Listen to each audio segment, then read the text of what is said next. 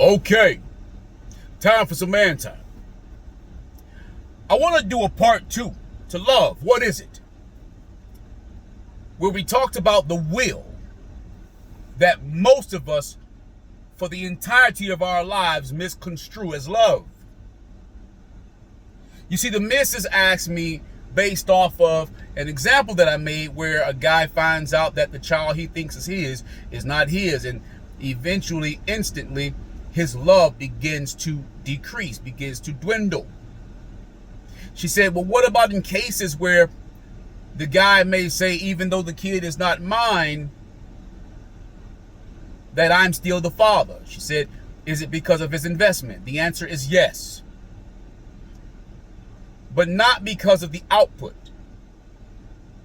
It's because he wants to get a return on his investment. You see, he puts in the love and he thinks he can extract the same love that he put in when he cannot. His immaturity, his insanity is allowing him to think that he can somehow control the external with the internal.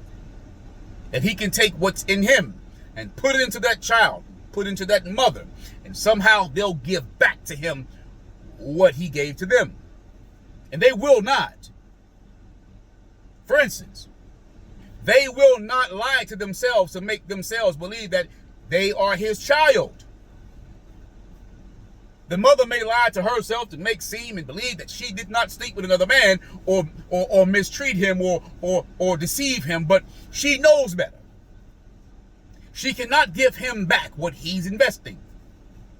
But it is his will to try. Which means whether you're insane or sane, you still have will. Whether you're good or bad, whether you're wise or foolish, you still have will. Whether you know how to exercise it or not does not matter. You still have will. But we do make ourselves believe. We will ourselves to believe. I'm going to say it for you again. Follow me. You will yourself to believe. Not to know. Not to assure. But to believe that what you want, you can have in its entirety. When what that is called is flawless.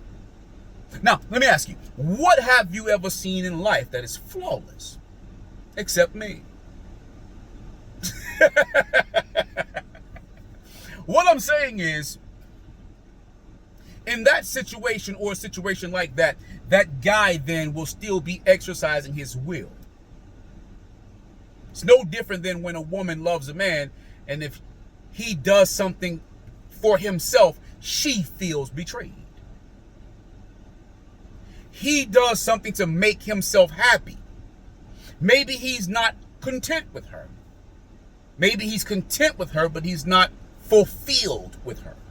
Maybe he can't be. Maybe it is her will to be with one individual, but it is his will to be with whomever he pleases. But if he does something in his life, she feels like he's betraying her. In other words, she wants to put her will in the external. Because she does something, she wants him to operate off of her self-control. You'll never get it. It'll never happen. It's also why when she feels hurt, when she feels bitter, when she feels whatever she feels that goes against what she wants to feel, even though she still loves him, she'll turn it off.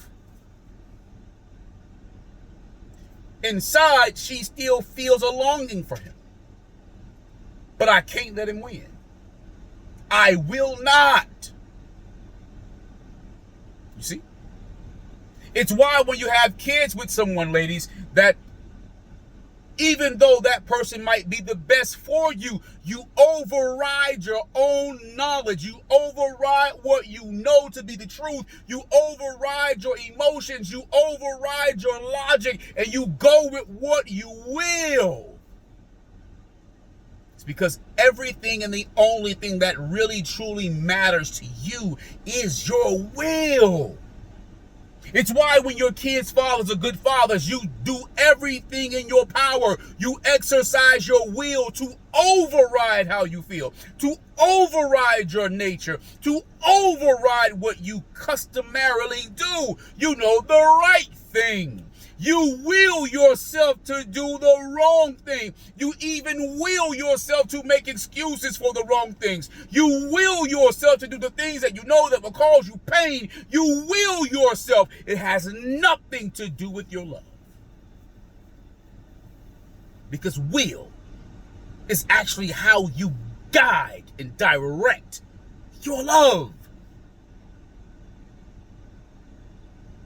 It's just that most of you don't even know that you have a will.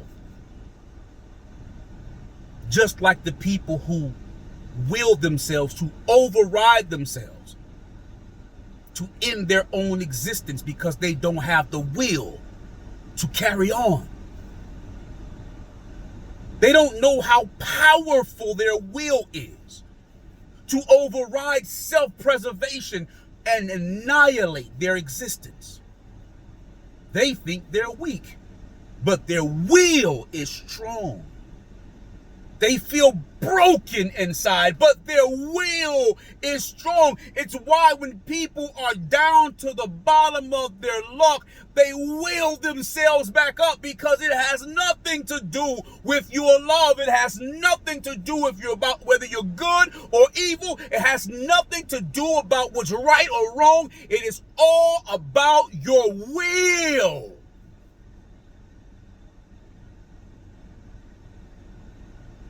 But your parents teach you to dumb down your will as opposed to controlling it, because that's how they control you. Anywho, like, comment, share, and subscribe. Let's get the conversation started. I'd like to know when you discovered your will and when you learned to move your mountains. And until that time, man time.